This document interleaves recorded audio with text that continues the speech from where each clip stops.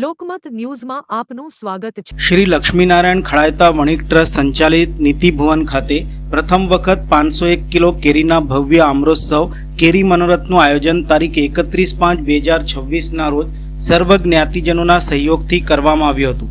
આ મંદિરની સ્થાપના બાદ સૌપ્રથમ વખત કેરી મનોરથનું આયોજન કરવામાં આવ્યું હતું, જેમાં જ્ઞાતિજનોએ ખૂબ જ ઉત્સાહપૂર્વક દર્શન કરી અભિભૂત થયા હતા અને આવા મનોરથ હંમેશા થાય અને સમગ્ર વૈષ્ણવ સૃષ્ટિ આવા દર્શન કરી કૃતાર્થ થાય એવી ભાવના અને પ્રભુના શ્રી ચરણોમાં વિનંતી કરાઈ હતી।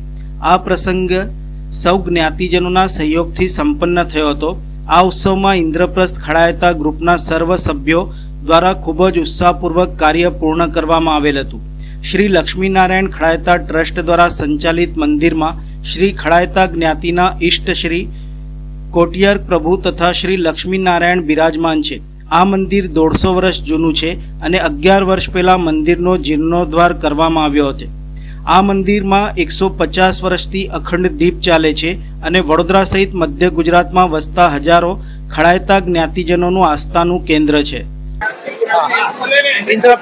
ઇન્દ્રપ્રસ્થ ખળાયતા ગ્રુપ અને લક્ષ્મીનારાયણ ખળાયતા વણિક ટ્રસ્ટ સંયુક્ત ઉપક્રમે આજે એક આ મહોત્સવનો મનોરથ કરવામાં આવ્યો। આ મનોરથ આજે અધિક મહિનાના હિસાબે કરવામાં આવ્યો અને વૈષ્ણવ ખળાયતાના ઈષ્ટદેવ જે છે એ કોટેક પ્રભુનું મંદિર અહીંયા 160 વર્ષ જૂનું છે।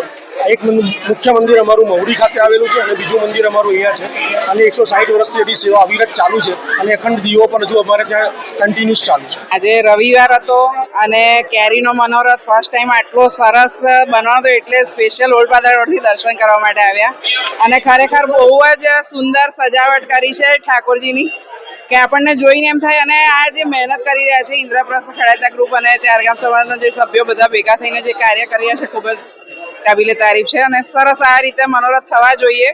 તો દરેક જણને એમ થાય કે આપણા વૈષ્ણવ સમાજમાં પણ સારા ને સારા મનોરથ બધા થાય છે। દર્શન કરીને ખરેખર એટલું અત્યંત એ થઈ ગયું, મેં આખો વિડીયો લીધો છે કારણ કે મારો છોકરો લંડન છે અને ઘરે બા છે એટલે બંનેને દર્શન કરાવવા માટે હું ફેસબુક પર અપલોડ કરીશ કે બધા દર્શન કરી શકે।